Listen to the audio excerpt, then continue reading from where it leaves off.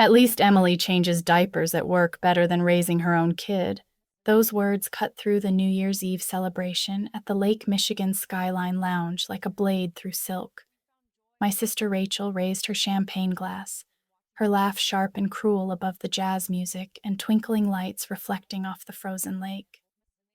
I'm Emily Carter, 36 years old, a pediatric doctor at University of Chicago Medical Center, and a single mother after my husband walked out on us 2 years ago. Lily, my 7-year-old daughter, went silent beside me, her small hand tightening around mine as tears welled in her innocent eyes. The entire table erupted in laughter. My mother Margaret nodded approvingly, as if someone had finally spoken the truth they'd all been thinking about me. I stood up, lifted my daughter into my arms, and walked away from that table. In that moment, I understood something with crystal clarity. To this family, I wasn't a person. I was a burden they wanted erased. But they had made one fatal mistake. When you push a mother to her absolute breaking point, you get something you never saw coming. What happened next would make Chicago headlines nobody could have predicted. But this story didn't begin that night. It started 28 years earlier, when Margaret Carter first held me as a newborn and whispered to the nurse, "I never wanted this one. She was a mistake." Rachel, 8 years older, was already the golden child. Beautiful, brilliant, destined for greatness. I was the accident, the unwanted surprise that disrupted their perfect family of 3. Growing up in our Lincoln Park mansion, the contrast was undeniable and carefully orchestrated. Rachel got piano lessons at the Chicago Conservatory, while I practiced on a broken keyboard from Goodwill that Margaret claimed was more than adequate for someone with limited talent. She attended Northwestern University on a full ride, while I worked 3 jobs: dishwasher at a diner, night cleaner at office buildings, weekend babysitter for neighbors, just to afford community college courses. When she graduated with honors and landed a 6-figure marketing job at Leo Burnett downtown, I was still fighting to get into medical school, studying by candlelight because Margaret had forgotten to pay the electric bill in my apartment again. "Why can't you be more like your sister?" became Margaret's daily mantra, delivered with the precision of a surgeon's knife. When Rachel bought her first BMW at 25, Margaret called it well-deserved success and threw a champagne party to celebrate. When I finally saved enough for a used Honda Civic, she called it settling for mediocrity and suggested I might be developmentally challenged when it came to ambition. The pattern was set early and reinforced constantly. Rachel was the sun around which our family's universe revolved, and I was expected to orbit in her shadow, grateful for whatever dim light filtered down to me.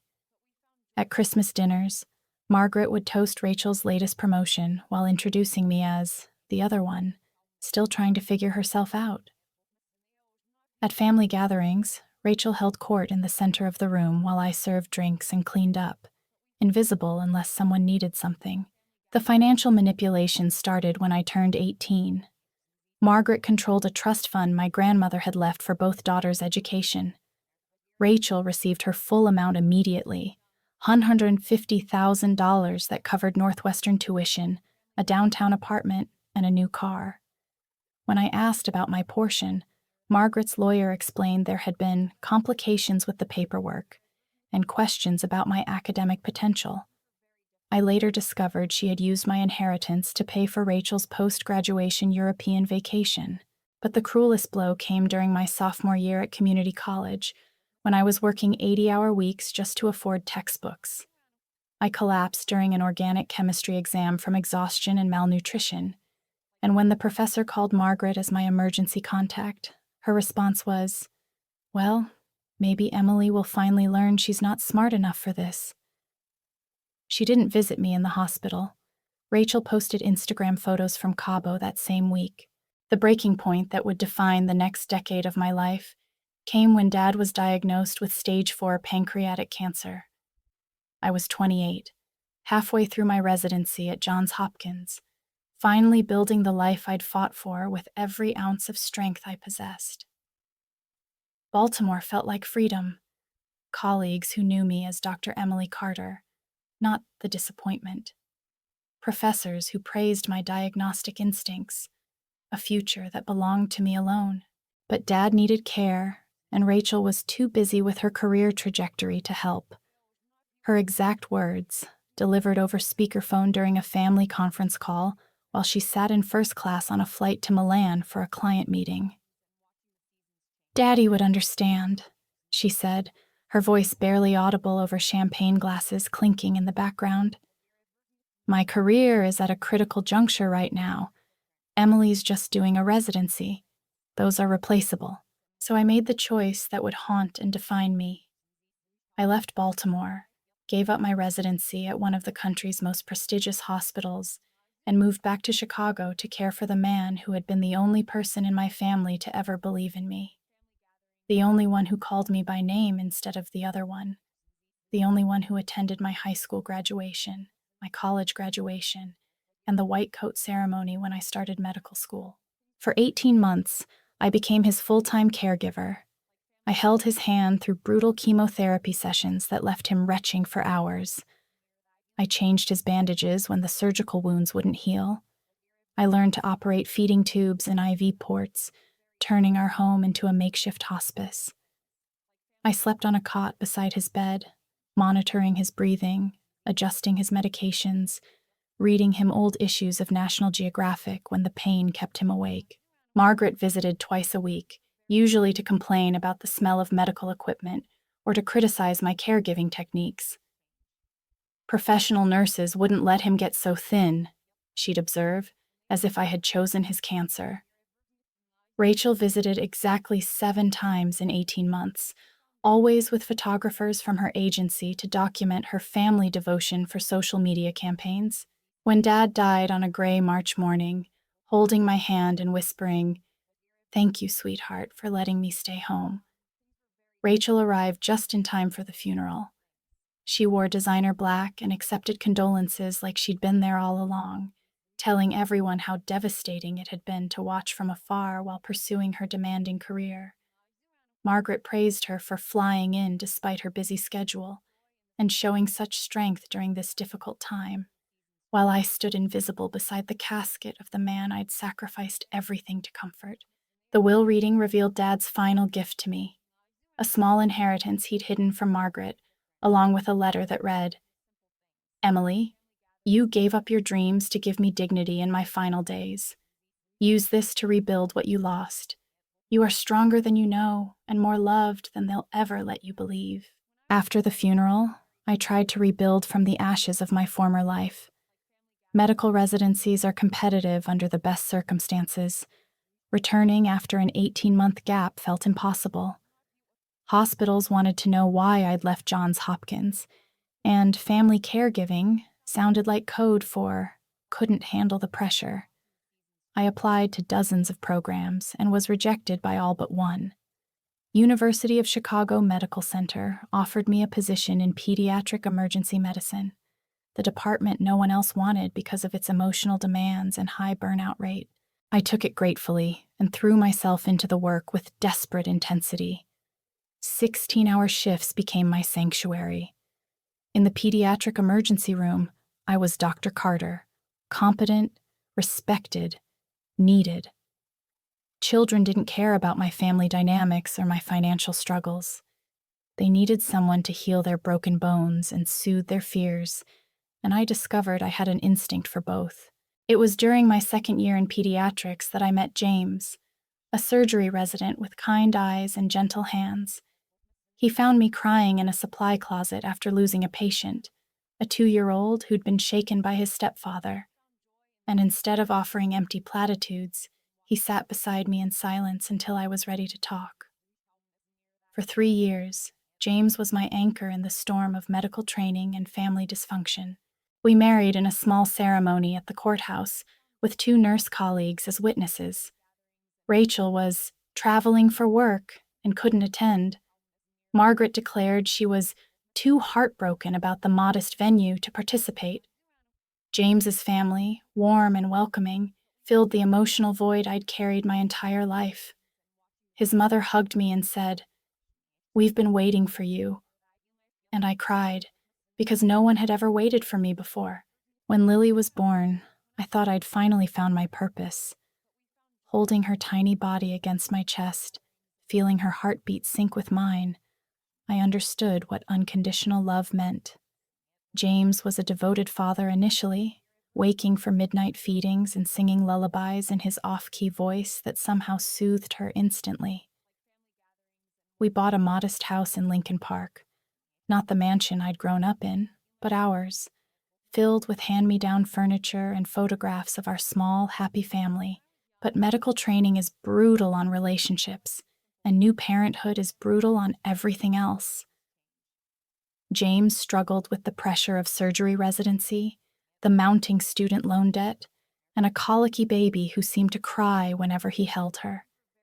The long hours at the hospital meant we barely saw each other, passing like ships in the hallway of our increasingly cluttered home. The cracks started small: forgotten anniversaries, missed dinners, conversations that consisted only of logistics about childcare and bill payments. James began staying late at the hospital even when he wasn't on call, claiming he needed to study for boards or finish charts. I pretended not to notice the way he flinched when Lily cried, or how he'd volunteered for extra weekend shifts that kept him away from home. When Lily turned 5, James left a note on the kitchen counter. "I'm not ready to be a father. I thought I was, but I'm not. I need space to find myself and figure out what I really want from life. I'm sorry." He moved to California for a cardiology fellowship and sent child support sporadically, when he remembered, usually accompanied by guilt-ridden texts about needing time to become the man we deserved. Once again, I was alone. But this time, I had Lily, and her existence gave my solitude purpose. Working 16-hour shifts while arranging childcare became a complex dance of favors and careful scheduling. Some nights, I fell asleep in the hospital parking lot between shifts, too exhausted to drive home safely. Lily spent more time with babysitters than with me, and the guilt ate me alive like a slow poison. Margaret's cruelty evolved and intensified after James left, as if his absence had removed the last barrier to her complete domination. She stopped calling me by name entirely, referring to me as the failure when talking to neighbors and the disappointment at family gatherings. At church functions, she introduced Rachel as my successful daughter who works in advertising, and me as the other one, still trying to figure things out after her divorce. The psychological warfare was subtle but relentless. When Lily started kindergarten, Margaret told her teacher that the child came from a broken home with an unstable mother and might need extra attention due to her chaotic home environment. She volunteered to be the emergency contact, suggesting I was too busy with work to be reliable. She bought Lily expensive gifts I couldn't afford to match, then asked innocently, "Doesn't Mommy ever buy you nice things?" The financial pressure was suffocating and deliberately orchestrated.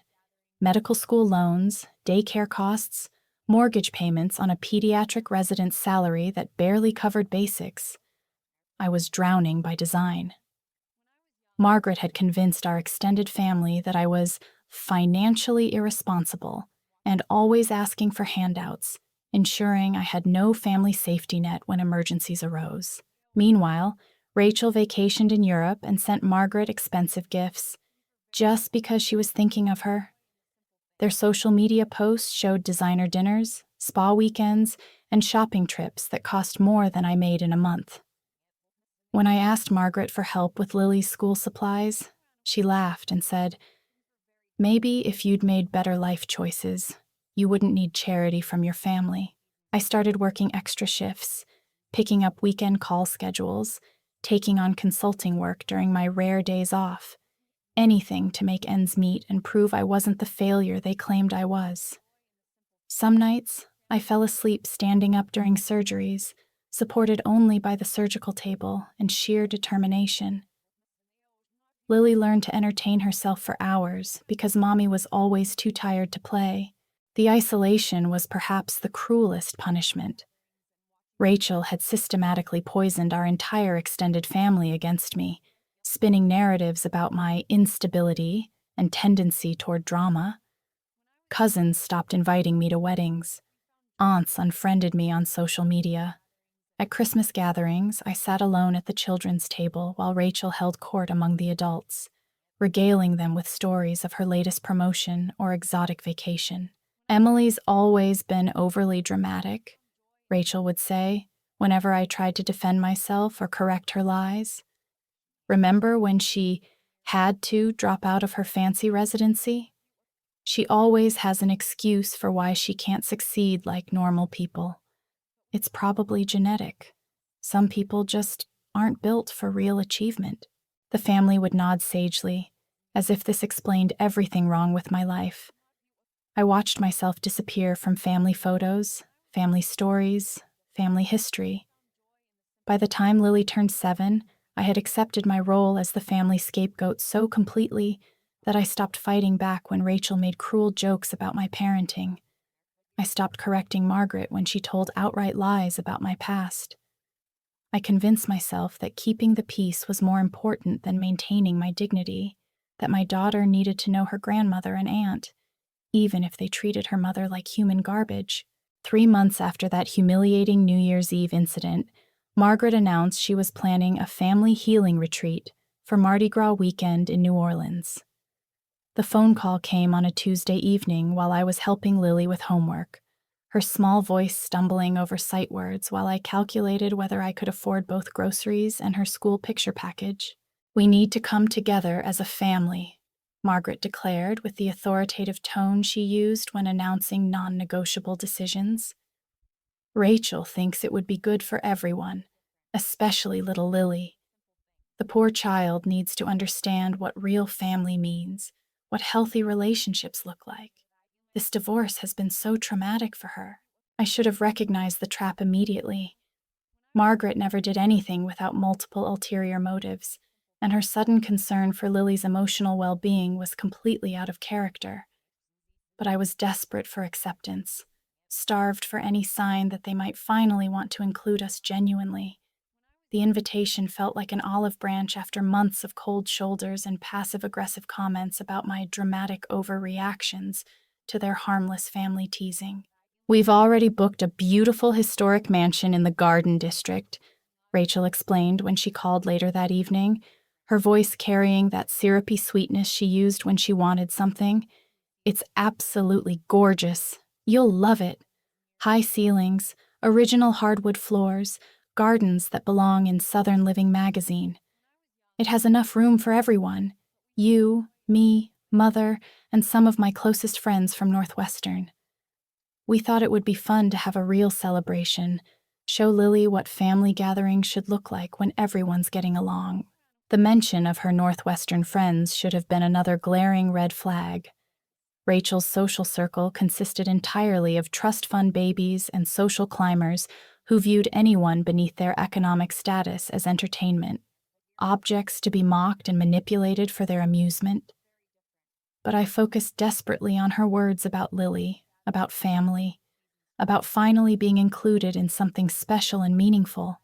I used my last vacation days and scraped together money I didn't have for the trip, borrowing against my credit cards and selling my grandmother's pearl earrings, the only valuable jewelry I owned. I bought Lily a special Mardi Gras dress, purple and gold silk with sequins that caught the light and made her dark eyes sparkle like jewels. I researched child-friendly activities in New Orleans, imagining mother-daughter moments exploring the French Quarter, sharing beignets at Café du Monde, taking carriage rides through the historic district, creating memories that would last a lifetime and maybe heal some of the wounds this family had inflicted on both of us. The mansion Rachel had rented was indeed breathtaking, a towering antebellum structure with wraparound porches, ornate ironwork that cast intricate shadows on the walls, and gardens filled with magnolia trees and jasmine that perfumed the humid air. But from the moment our taxi pulled up to the imposing front entrance, something felt fundamentally wrong. The atmosphere crackled with barely suppressed malevolence, like the air before a violent thunderstorm. Rachel's friends, Jason, Megan, Tyler, and Olivia, looked at me like I was an exotic animal in a zoo, whispering behind their hands and exchanging knowing glances that spoke of shared secrets and planned humiliation. They were all successful, all wealthy, all beautiful in that effortless way that comes from a lifetime of privilege and professional grooming. Their clothes cost more than my monthly salary, their jewelry caught the light like captured starlight, and their smiles never reached their calculating eyes. "Oh my God, Rachel," Megan drawled in her finishing school accent, her voice carrying the particular cruelty that wealthy people perfect in elite social circles. "You didn't tell us your sister was so intense. The way she holds that little girl's hand, it's like she thinks someone's going to steal her. It's actually kind of pathetic when you think about it." "Emily's always been overprotective," Rachel replied with that dismissive laugh I knew so well, the sound that had undermined my confidence for decades. "She helicopter parents because she has nothing else going on in her life. No husband, no real career prospects, no friends of her own. That child is literally all she has, so she clings to her like a life raft. It's actually kind of sad when you look at it objectively." I bit my tongue hard enough to taste blood and forced myself to smile, determined not to give them ammunition for their cruel entertainment. Lily was having fun exploring the mansion, marveling at the crystal chandeliers that threw rainbow patterns on the walls and the antique furniture that looked like it belonged in a museum. I focused on her joy and wonder rather than their calculated cruelty, telling myself that her happiness was worth enduring their psychological torture. The first day passed without major incident, though I noticed the group's drinking started before noon and escalated quickly throughout the day. They treated the historic mansion like a fraternity house, leaving wine glasses on priceless antique tables, spilling expensive champagne on Persian rugs that were probably worth more than my house, and laughing too loudly at jokes that weren't funny. Margaret, who usually prided herself on propriety and social grace, not only encouraged their behavior, but participated in it, as if their youth and wealth made them immune to normal rules of decency and respect. They ordered catered meals from the city's most expensive restaurants, then looked surprised and offended when I couldn't contribute my fair share to bills that exceeded my monthly grocery budget. When I tried to suggest more budget-friendly activities, free museum days, public park concerts, walking tours, Rachel sighed dramatically and said, "Emily, stop being such a killjoy. Not everything has to be about money. You're so obsessed with finances that you can't enjoy the simple pleasures in life." The psychological warfare intensified throughout the weekend. They made jokes about the poor relation and charity cases just loud enough for me to overhear, then looked innocent when I glanced in their direction. They discussed expensive purchases and luxury experiences I could never afford, making sure to emphasize how refreshing it was to be around people who understood the finer things in life. When Lily admired Megan's designer handbag, they launched into a detailed discussion about why quality costs money and how some people just don't understand the value of investing in beautiful things. Margaret participated in every cruel conversation, adding her own barbs about my inability to manage money properly and my tendency to make everything about her financial limitations. She told Rachel's friends embarrassing stories from my childhood, painting me as a perpetually difficult child who had always been jealous of her sister's natural advantages and never learned to accept her place in the family hierarchy. By Sunday morning, I realized this wasn't a family retreat designed to heal our relationships. It was an elaborate performance designed to humiliate and break me completely. The weekend had been carefully orchestrated to remind me of my place in their world, the grateful recipient of their charity, the cautionary tale of what happened when you aimed too high, the permanent outsider who should be thankful for whatever scraps of inclusion they chose to throw my way. Lily had been playing in the main parlor while the adults gathered on the veranda for their morning mimosas and character assassination session. The conversation had turned, predictably, to cataloging my failures, my divorce, my financial struggles, my inability to land on my feet like successful people supposedly do automatically. I honestly don't understand how someone can mess up their life so completely, Jason mused, swirling his drink thoughtfully as if my misfortunes were an abstract philosophical puzzle. I mean, she went to medical school, right? She's technically a doctor. How do you become a physician and still end up poor and pathetic? It doesn't compute logically. Bad choices? Margaret replied matter-of-factly, her voice carrying the authority of someone delivering an expert diagnosis. Emily's always made catastrophically bad choices. The wrong schools, the wrong men, the wrong priorities. She chose to play martyr and caregiver instead of building a real career like Rachel did. She sabotaged herself at every turn. And now she's raising that little girl to be just as dramatic and needy, Tyler added, with the casual cruelty that wealthy people mistake for insight. Did you see how the kid clings to her? It's not healthy. She's creating another generation of dysfunction and dependency. I felt my chest tightening, my breathing becoming shallow and labored. These weren't strangers making cruel observations about someone they didn't know. This was my family, people who were supposed to love and protect me, discussing me like I was a failed science experiment, a cautionary tale, a source of entertainment for their sophisticated amusement. But I stayed quiet, telling myself it would pass, that Lily was having fun exploring the beautiful mansion, that causing a scene would only make everything worse. I had spent 36 years learning to absorb their cruelty in silence, to smile while they dismantled my dignity piece by piece. Then Megan had an idea that would change everything. You know what would be absolutely hilarious? She said, her voice dropping to a conspiratorial whisper that carried clearly across the morning air. What if we played a little prank on Princess Emily, showed her what happens when you don't pay proper attention to your precious baby, gave her a real scare to put things in perspective? I couldn't hear all the details from where I sat frozen on the porch swing, but I saw them huddling together like conspirators, saw Rachel's face light up with malicious excitement that transformed her beautiful features into something ugly and predatory, saw Margaret nodding approvingly as if they were planning something beneficial rather than destructive. Whatever they were plotting involved my daughter, and every maternal instinct in my body started screaming warnings that I should have heeded immediately.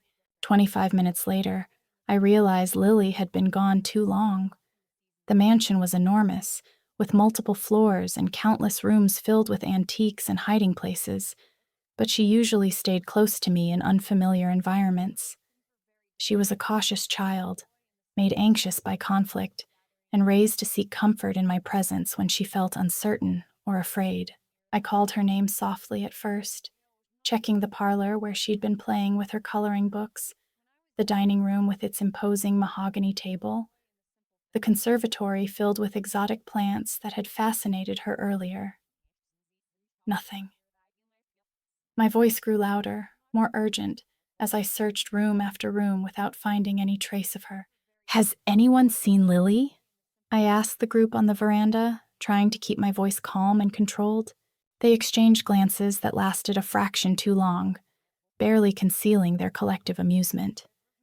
Oh, she's fine, Rachel said with an airy wave of her perfectly manicured hand. Kids explore when they're bored. Stop being so paranoid, Emily. Your anxiety is exhausting, but maternal paranoia exists for evolutionary reasons. Something was fundamentally wrong. I could feel it in my bones, in the way they avoided direct eye contact, in the suppressed laughter that rippled through their circle like a shared secret, in the way Margaret's smile looked more like a grimace of anticipation. I searched more frantically, calling Lily's name louder and with increasing desperation, checking under beds and behind curtains and inside closets large enough to hide a small child. The mansion seemed to swallow sound, making every room feel isolated and threatening. My medical training kicked in automatically. Elevated heart rate, shallow breathing, fight or flight response activating as adrenaline flooded my system. Then I heard it, a faint whimper from somewhere below, barely audible but unmistakably my daughter's voice. The basement door was tucked behind the main staircase, nearly invisible in the shadows and usually locked in historic houses like this one. But today it was open, and wooden steps descended into darkness that smelled of old wood, mildew, and something else. Something chemical and wrong and terrifying. At the bottom of those steps, I found a scene that will haunt me for the rest of my life. Lily was unconscious on the cold stone floor, her beautiful Mardi Gras dress torn and stained, her face pale and slack in a way that made my medical training scream warnings about respiratory depression and potential coma. Around her stood Rachel's friends in a loose circle, like spectators at a gladiatorial combat, holding their phones to document whatever sick entertainment they'd orchestrated. "Relax, it was just a joke," Megan said when she saw me, her voice carrying the casual dismissiveness of someone who had never faced real consequences for their actions. "We just wanted to see how long it would take you to find her. She's being dramatic. Kids do that when they want attention." I dropped to my knees beside my daughter, my hands automatically checking her pulse, her breathing, her pupil response. My pediatric emergency training took over even as my mother's heart shattered into fragments. She was alive but barely responsive, her breathing shallow and labored, her skin cold and clammy to the touch. The chemical smell was stronger here, recognizable now. Alcohol. Expensive vodka from Margaret's private collection. "What did you give her?" I demanded, cradling Lily's limp body against my chest. "Nothing she couldn't handle." Tyler laughed, actually laughed, as if poisoning a 7-year-old was comedy gold. "Just a little taste of the grown-up world. Maybe now she'll learn not to be such a mama's baby." That's when I saw it. The empty shot glass beside her small body, the damp stains spreading across her silk dress, the evidence of their unthinkable cruelty. They had forced hard liquor down my 7-year-old daughter's throat and watched her collapse for their twisted amusement. The rage that filled me was unlike anything I'd ever experienced in my 36 years of life. It started deep in my chest, a burning sensation that spread through my entire body like wildfire, cleansing and clarifying and giving me power I didn't know I possessed. I scooped Lily into my arms with movements that felt both gentle and deadly precise. Her body was frighteningly limp, her breathing so shallow I had to strain to see her chest rising and falling. As I stood, cradling my unconscious child, something fundamental shifted inside me. Not just anger, but a crystalline clarity that cut through 36 years of conditioned submission and people-pleasing. "You're going to regret this," I said, my voice so calm it surprised even me. "All of you." Rachel appeared at the top of the basement stairs as I climbed, her face flushed with alcohol and malicious triumph. She was recording everything on her phone, probably planning to edit it into content for her social media empire. The dramatic sister having another breakdown, the poor little girl caught in the crossfire of her mother's mental instability. "Don't be so dramatic, Emily," she laughed, that familiar sound that had undermined my confidence for decades. "No one will believe you anyway. Who's going to take the word of a bitter, broke single mother over successful, educated professionals like us? This is just going to make you look even more unstable than you already are." My hand moved before my conscious mind could stop it. The slap echoed through the mansion like a gunshot, snapping Rachel's head to the side and leaving a perfect handprint on her cheek. Her phone clattered to the hardwood floor, the screen cracking into spiderweb patterns. For a moment, nobody moved. The silence stretched like a taut wire about to snap. Then Margaret appeared behind Rachel, her face twisted with fury that transformed her patrician features into something monstrous and unrecognizable. "This is why I never wanted you," she screamed, her carefully maintained facade finally cracking completely. "You're nothing but a bastard child who destroys everything she touches, You were a mistake from the moment you were conceived, and you've been proving it every single day since. James saw it. That's why he left. Everyone sees it but you." As I carried my unconscious daughter toward the front door, my legs shaking from adrenaline and terror, something remarkable happened. Marcus Washington, the catering manager who had been hired to serve their elaborate brunch, stepped forward and blocked my path, not to stop me, but to help me. Marcus was a man in his 50s with kind eyes and calloused hands that spoke of a lifetime of honest work. He had been moving quietly through the mansion all weekend, serving their drinks and cleaning up their messes, invisible to them in the way service workers always are to wealthy people. "Ma'am?" he said quietly, his voice carrying the authority of someone who had seen too much cruelty to stay silent any longer. "I already called 911.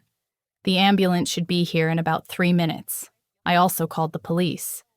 What these people did to your child, that's not a prank. That's assault on a minor, child endangerment, maybe attempted manslaughter depending on how much they gave her." Behind us, Rachel and her friends suddenly fell silent. Marcus continued, his eyes never leaving mine, offering strength when I had none left. "I have everything recorded on my phone. The whole conversation where they planned it, what they said while she was unconscious, everything they said after you found her. You're not alone in this fight, Dr. Carter. That little girl has witnesses who will stand up for her." For the first time in my adult life, a complete stranger had stood up for me when my own family wouldn't. The kindness in his eyes, the strength in his voice, the dignity in his bearing gave me something I'd forgotten could exist. Hope, backed by action, rather than empty promises.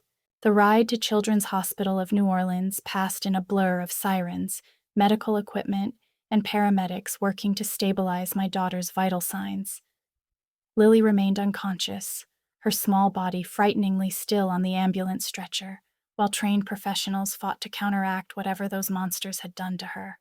"How much did they give her?" the lead paramedic asked, his professional composure barely masking his anger at seeing a child in this condition. "I don't know," I whispered, holding her tiny hand and praying to whatever deities might listen to desperate mothers. "They called it a joke. They thought it was funny." At Children's Hospital, everything moved with controlled urgency that I recognized from my own medical training. IV fluids to prevent dehydration and support her blood pressure. Blood draws to check her alcohol level and liver function. CT scans to rule out brain swelling. Activated charcoal to absorb whatever toxins remained in her system. Dr. Patricia Williams, the attending physician, took one look at the test results, and her expression hardened into something I recognized from my own years in pediatric emergency medicine, the face doctors wear when they're confronting pure evil, disguised as family dysfunction. "Mrs. Carter," she said, pulling me into a private consultation room while nurses continued working on Lily. "Your daughter's blood alcohol content is 12, legally drunk by adult standards, potentially fatal for a child her size and age. Based on her weight and the rate alcohol metabolizes in children, she was given approximately 4 ounces of high-proof spirits in a very short time period. We're talking about acute alcohol poisoning, severe enough to cause respiratory depression, cardiac arrhythmias, coma, even death." The words hit me like physical blows. While I had been upstairs trying to keep peace with people who despised me, they had been downstairs systematically poisoning my child for their entertainment. "Doctor," I said, my voice steadier than I had any right to expect, "I need you to document everything. Every test, every finding, every medical detail. This wasn't an accident or a mistake. This was deliberate child endangerment, and I want every piece of evidence preserved." She nodded grimly. "I've already started the paperwork and contacted Child Protective Services as required by law. This is one of the most clear-cut cases of intentional child abuse I've ever encountered in 20 years of pediatric emergency medicine." Within 2 hours, Margaret and Rachel descended on the hospital like a plague of locusts, bringing expensive lawyers and manufactured outrage. They had clearly spent the time since the ambulance left crafting their version of events, a carefully constructed narrative where I was the unstable, overreactive mother who had misunderstood an innocent mishap and blown it out of proportion for attention and sympathy. Margaret swept into the pediatric ICU waiting room like she owned the building, her voice carrying that imperious tone she used with service workers and people she considered beneath her social station. "This is all a terrible misunderstanding," she announced to anyone who would listen, including other worried parents, hospital staff, and security guards. "My daughter Emily has always been emotionally unstable, prone to hysteria and dramatic overreactions, especially since her divorce. The child simply had a tiny sip of champagne. Children do that at celebrations all over the world." Rachel, sporting a designer scarf to hide the handprint on her face, played her part with Academy Award-worthy precision. "I'm so worried about my sister's mental state," she told Dr. Williams with practiced concern, her voice trembling with what appeared to be genuine emotion. "She's been under tremendous stress, working too many hours, probably not taking her antidepressants consistently. When she saw Lily feeling sleepy from all the excitement and overstimulation, she just snapped. This is classic postpartum depression manifesting years later. It was a masterful performance, complete with tears that appeared on cue and concerned family members rallying around the victim of my alleged mental breakdown.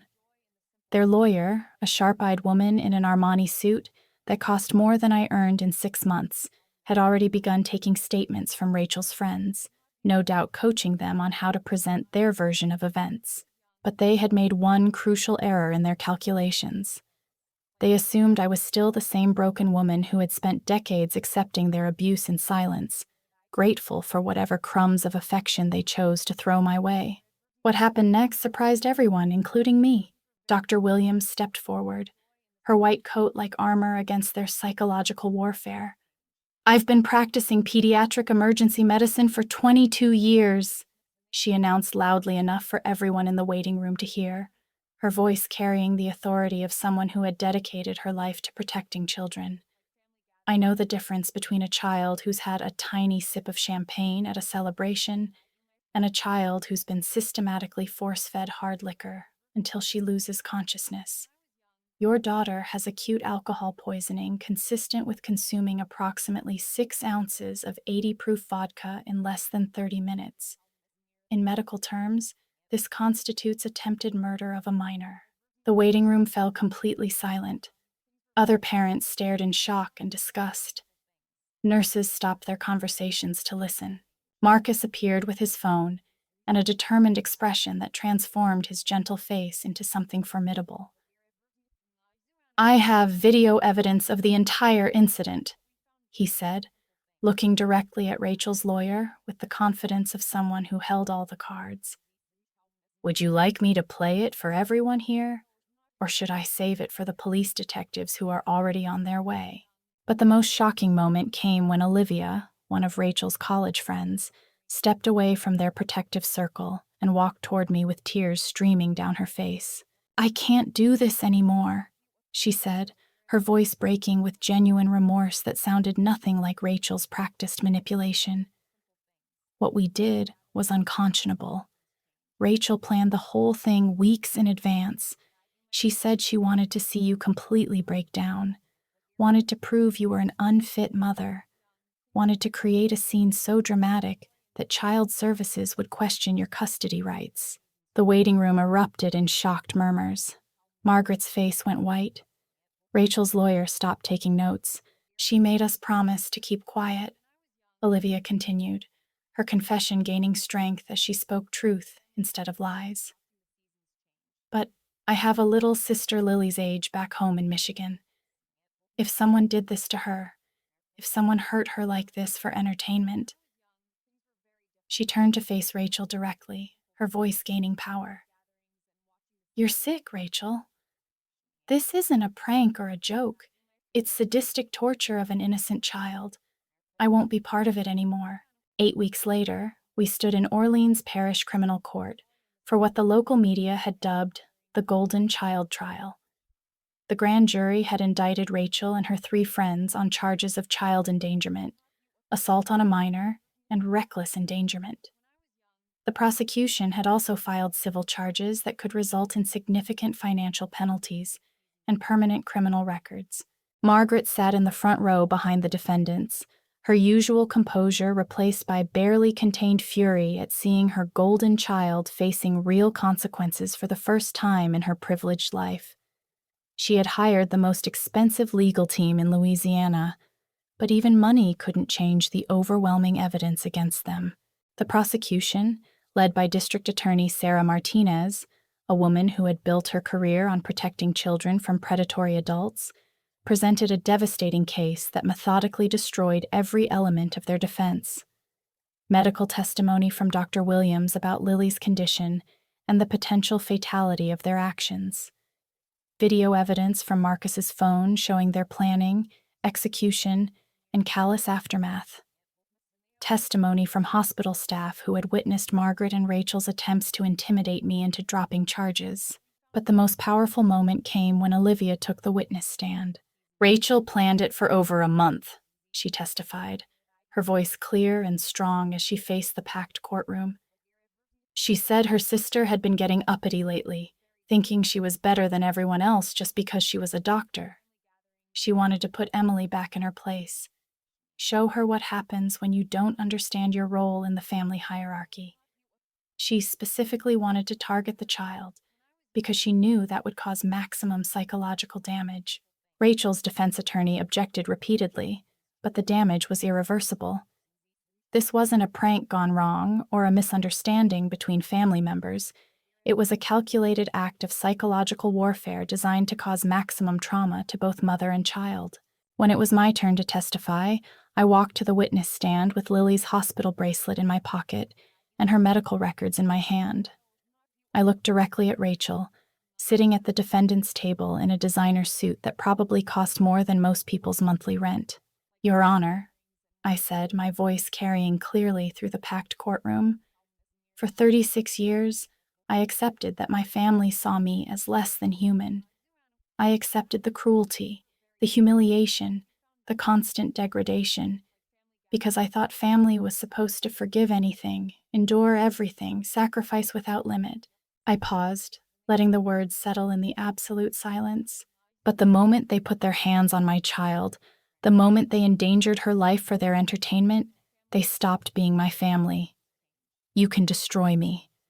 You can take everything I have, ruin my reputation, make me a pariah in every city where I try to rebuild my life.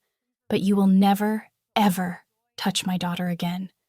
That is the line you cannot cross, and you've already crossed it." The courtroom erupted in sustained applause. Even the judge had to wipe his eyes. Rachel was sentenced to 3 years in prison, with no possibility of parole before serving at least 2 years. Her friends received shorter sentences ranging from 18 months to 2 years, their privileged lives finally encountering consequences that money and connections couldn't eliminate. The civil judgment awarded me significant financial damages that would secure Lily's future education and provide the stability we had never known. The story became a nationwide sensation. "Chicago doctor's sister convicted of child endangerment" dominated headlines from CNN to local news stations across the country. Rachel's marketing career, built on image management and social connections, disintegrated overnight. Her agency fired her before the trial even ended. Her luxury apartment was foreclosed. Her BMW was repossessed. The golden child had fallen as far and as fast as she had once risen. Margaret made one final attempt at manipulation, appearing at my hotel room the night before Rachel was scheduled to report to federal prison. "Please," she begged, actually dropping to her knees on the worn carpet of my modest hotel room, her designer clothes ridiculous in such a humble setting. "She's my daughter, my only successful child. You can't let them take her away from me. I'll do anything. Give you money, buy you a house, pay for Lily's college, just make this go away."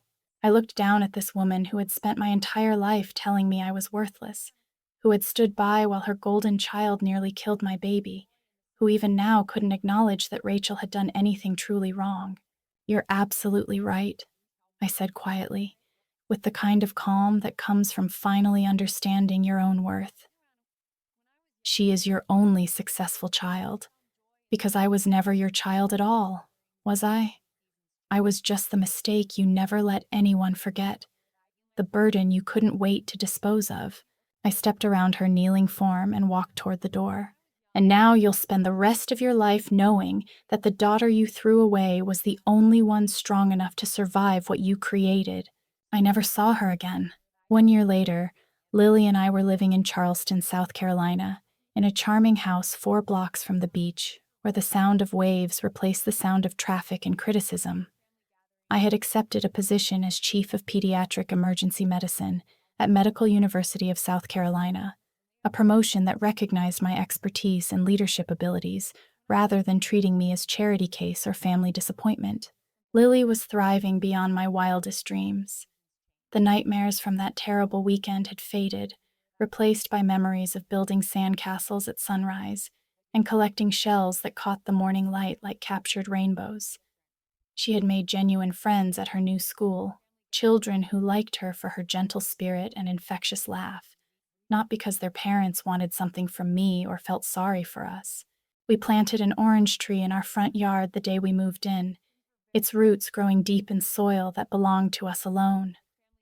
Every morning before school and work, we watered it together, watching new leaves unfurl and branches reach toward the sun. "Mommy," she said one morning, her small hand warm in mine as we stood in the dappled sunlight filtering through the growing canopy. "Are we safe now?" I looked at my daughter, healthy, confident, surrounded by people who valued her for exactly who she was, and realized that for the first time in my adult life, I could answer that question with complete honesty. "Yes, sweetheart, we're safe now, and we always will be, because we have something they never understood."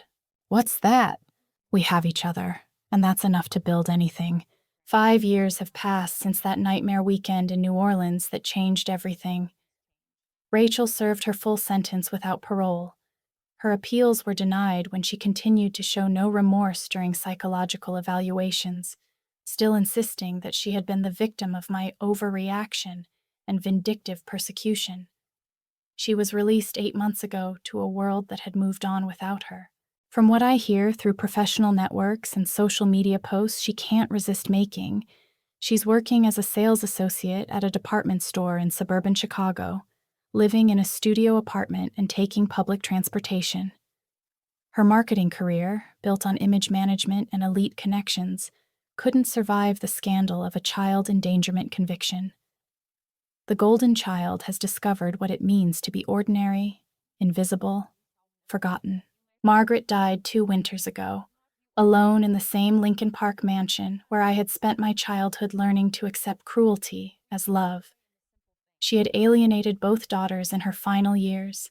Rachel, bitter about the prison sentence she blamed entirely on my dramatic overreaction, and me, finally free from the obligation to honor someone who had never honored me or my child. I didn't attend the funeral, but I sent flowers with a card that read, "For the woman who taught me what love isn't, which helped me learn what love is. But here's what they never understood, what people like them can never comprehend. When you spend your life being told you're worthless, and then you discover not only that you're not worthless, but that you have the power to protect what matters most, the strength that revelation gives you is absolutely unshakable and completely unassailable. I'm not the same broken woman who once accepted crumbs of affection from people who saw me as a burden to be tolerated. I'm Dr. Emily Carter, Chief of Pediatric Emergency Medicine at one of the South's most respected hospitals, where colleagues seek my opinion and residents compete for positions on my service. I'm the mother who taught her daughter that love doesn't require you to tolerate abuse, that family is defined by protection and respect rather than biology and obligation. I'm the woman who learned that sometimes the most loving thing you can do is refuse to enable someone else's cruelty, even when, especially when, that someone claims to love you. Lily is 12 now, confident and compassionate, with no memory of ever being told she wasn't enough or that her mother was a failure. She knows her worth because I finally learned mine, and that knowledge radiates through everything she does. She plays violin beautifully, not because anyone forced her to compete with imaginary standards, but because music brings her joy. She excels in school because learning fascinates her, not because grades determine her value as a person. She has never met her extended family from Chicago, and she never will. When she asks about grandparents and aunts, I tell her the truth. Some people aren't capable of love, sweetheart. That's not your fault or their fault. It's just the way they're made. But we don't have to let their limitations define our happiness. They thought they were teaching me a lesson that weekend in New Orleans. They were absolutely right, just not the lesson they intended to deliver. They taught me that blood doesn't make family. Protection does. Respect does. Daily acts of love and consideration and support do. They taught me that speaking up isn't overreacting when someone threatens what you love most in this world. They taught me that some people will never change, no matter how much you sacrifice or how long you wait or how many chances you give them. And most importantly, they taught me that some bridges deserve to be burned completely, because the other side was never safe for people like us anyway. I keep a photo on my desk at the hospital. Lily and me planting that orange tree in our front yard, both of us covered in soil and grinning like we'd discovered buried treasure. Because in a way, we had. We'd discovered that we were enough, just the two of us, to build something beautiful and lasting and real. If you're reading this story, if you've made it through these words that might feel familiar in ways that hurt to acknowledge, I want you to remember something that took me 36 years to learn. You are not responsible for keeping peace with people who declare war on your dignity every single day. You are not obligated to set yourself on fire to keep others warm, no matter what they claim about family loyalty or unconditional love.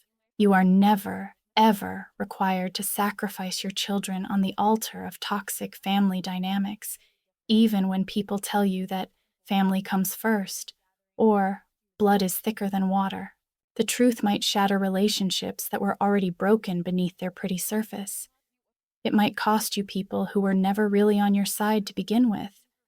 But it will also give you something invaluable, the chance to build something genuine and healthy with people who see your actual value instead of what they can extract from you. Sometimes the most courageous thing you can do is stop fighting for people who wouldn't fight for you under any circumstances. Sometimes the most loving thing you can do is refuse to teach your children that abuse is acceptable when it comes with apologies and explanations. And sometimes the most powerful thing you can do is simply walk away from the whole toxic system and build the life you and your children deserved all along. Share this story if you've ever had to choose between keeping the peace and keeping your self-respect.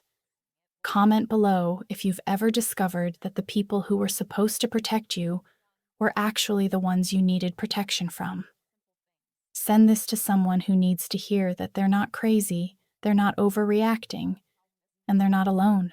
Because speaking up isn't just about getting justice for yourself and your children. It's about giving permission to every other person who's been told to stay quiet while they're being systematically destroyed by people who claim to love them. Your voice matters more than their comfort. Your story matters more than their reputation. You matter more than their convenience. And that's a truth no one can take away from you, no matter how hard they try, no matter how loudly they protest, no matter how much money they spend on lawyers and image management. You survived their worst. Now go build your best. Subscribe to Truth Unleashed for more stories of courage, justice, and the power of standing up for what's right when everyone tells you to sit down and stay quiet. Because sometimes the most important battles are the ones we fight for the people we love most, including ourselves.